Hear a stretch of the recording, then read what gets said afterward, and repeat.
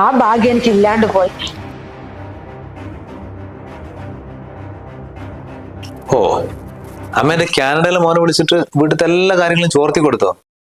സാധാരണ എപ്പോഴും പാടത്തും പറമ്പിലും പിന്നെ തെങ്ങിന്റെ പുറകിലൊക്കെ ഒളിഞ്ഞു നിന്നാണല്ലോ ഓരോ കാര്യങ്ങൾ പറഞ്ഞു കൊടുക്കുക. ഇപ്പൊ എന്ത് പറ്റി വീട്ടിലിങ്ങനെ ഓപ്പൺ ആയിട്ട് ഇങ്ങനെ വിളിച്ചു പോവാൻ? പാടത്തും പറമ്പത്തും ഒഴിഞ്ഞു നിന്നിട്ട് വേണോ എന്റെ മോനോട് എന്ത് സംസാരിക്കാൻ? നിന്നോട് ആരാ പറഞ്ഞത്? അവളായിരിക്കും അല്ലേ? ഓ പിന്നെ, അവള് പറഞ്ഞു തന്നിട്ട് വേണമല്ലോ എനിക്കിതറിയാം. ഞാൻ അമ്മേനെ ഇന്നും ഇന്നലെയും കാണാൻ തുടങ്ങിയതാ. അമ്മ സ്ഥിരം ചെയ്തുകൊണ്ടിരിക്കുന്നതാണ് ഞാൻ പറഞ്ഞതേ ഉള്ളൂ. അമ്മ മാറുമാറുന്ന് ഞാൻ വിചാരിച്ചുകൊണ്ടാണ് ഇതുവരെ ഒന്നും മിണ്ടാണ്ടിരുന്നത്. ഇതിപ്പോ ദിവസം ഓരോന്ന് പറഞ്ഞു പറഞ്ഞ് കൂടിക്കൂടി വരികയാണല്ലോ. അമ്മ, അവള് വന്ന അന്ന് മുതല് അമ്മ ഇങ്ങനെ ഡിസ്റ്റർബ് ചെയ്തോണ്ടിരിക്കല്ലേ അവളെ.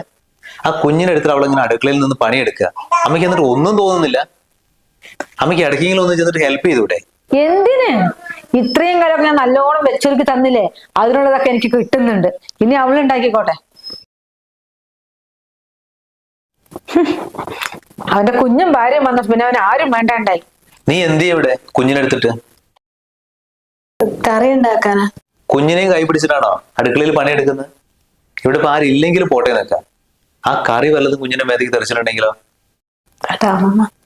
അതിനിപ്പോ നീ തന്നെ ചെയ്യണമെന്നില്ലല്ലോ. ഞാൻ ചെയ്താലും പോരെ? നീ പോയിക്കോ, ഞാൻ അതൊക്കെ ചെയ്തോളാം. പിന്നെന്താ, ചോറും കറിയൊക്കെ നീയാണ് ഉണ്ടാക്കാൻ പോകുന്നത്? അതെന്തമ്മേ, കുഞ്ഞിനെടുത്തിട്ട് അവള് തന്നെ ഉണ്ടാക്കുന്നുണ്ടോ?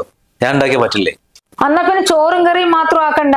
അടിച്ചു തുടക്കലും തുണി അലക്കലും ബാത്റൂം കഴുകലും പാത്രങ്ങളിലും എല്ലാം ആക്കിക്കോ. ആർക്കും എന്ത് കുഴപ്പം? അതിനിപ്പോ എന്താ, എനിക്ക് അറിയുന്ന പണി ഞാൻ ചെയ്തു കൊടുക്കും. അല്ലിപ്പോ അമ്മയ്ക്ക് എന്താ എത്ര വിരോധം? ഓ, അറിയുന്ന പണി മാത്രം ചെയ്തു കൊടുക്കും ഞാൻ കാണലുണ്ട് ഇവിടെ. ഇതിപ്പോ അവൾ ഇവിടുത്തെ കൊച്ചമ്മയായി, നീ ഇവിടുത്തെ വേലക്കാരനുമായി. എടാ, നാട്ടിലൊക്കെ ചെക്കന്മാര് പെണ്ണ് കേട്ടിട്ടില്ലേ? നിന്നെ പോലെ ആരെങ്കിലും ചെയ്തു കൊടുക്കുന്നുണ്ടോ? അവള് പാത്രം കഴുകുമ്പോൾ മേടിച്ച് പാത്രം കഴുകി കൊടുക്കും, അടിച്ചു വാരുമ്പോൾ ചൂല് വാങ്ങി അടിച്ചു വാരി കൊടുക്കും, തുണി അലക്കുമ്പോൾ തുണി അലക്കി കൊടുക്കും. നാണക്കേട് ആൾക്കാരുടെ മുൻപില്. നാണക്കേട്? എനിക്ക് ഒരു നാണക്കേടും ഇല്ല. ഒന്നുകിൽ അമ്മ അവളെ കൂടെ നിൽക്കണം, അല്ലെങ്കിൽ ഞാൻ സപ്പോർട്ട് ചെയ്യണം. നമ്മളെ രണ്ടുപേരില്ലാണ്ട് അവൾ എങ്ങനെ ഇവിടെ പിടിച്ചു നിൽക്കുക? ഞാൻ വിചാരിച്ചു എനിക്കൊരു കുഞ്ഞുണ്ടാകുമ്പോ അമ്മ അതിന് സ്നേഹം കൊണ്ട് പൊതിയുന്നു.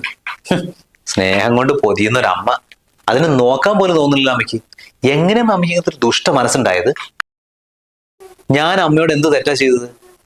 അതോ അമ്മ വിചാരിച്ചോ ഞാൻ ജീവിതകാലം മുഴുവൻ കല്യാണം കഴിക്കാണ്ട് ഇങ്ങനെ വീട്ടിൽ തന്നെ ഇരിക്കുന്നത്? അതുകൊണ്ടാണോ എന്റെ ഭാര്യയും കുഞ്ഞും അമ്മയ്ക്ക് ഇത്രയും വലിയ ഭാരമായി തോന്നുന്നത്? എനിക്കറിയാം എന്റെ ഭാര്യയും കുഞ്ഞും ഇവിടെ വന്ന് അമ്മയ്ക്ക് ഒട്ടും ഇഷ്ടപ്പെട്ടില്ലാന്ന്. പക്ഷെ എനിക്ക് അവർ ഉപേക്ഷിക്കാൻ പറ്റില്ലല്ലോ.